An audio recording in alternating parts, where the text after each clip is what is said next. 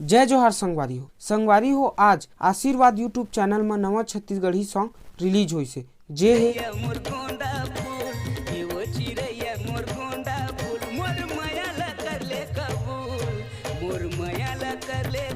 जेला लिखे है दिलीप राय जी है और आवाज भी वही मन दिए है। साथ ही साथ गाना के म्यूजिक और कोरियोग्राफी और डायरेक्ट भी वही मन करे है। प्रोड्यूस करे है अजय कुमार जी है और स्क्रीन प्ले करत है दिलीप राय जी है और प्रीति खहरे जी है। गाना के बात करबो तो गाना तो बहुत ज्यादा सुघर है। दिलीप भाई है जो काम के लिए जाने जाते वही काम गाना में भी करे है। गाना है जब लड़का पहली बार कोनो लड़की ला पसंद करथे और ओला अपन माया के इजहार कैसे करथे एला नवा तरीका से एमा बताए गे हे और ओला अपन बनाए पर का बोलथे का वादा करथे और ओकर का तारीफ करथे। यही चीज गाना में आप मन ला देखे ला मिली। और दिलीप भाई के आवाज जतके सुघर है उतके सुघर गाना के लिरिक्स भी है। म्यूजिक भी बहुत ज्यादा सुघर है। दिलीप भाई जे है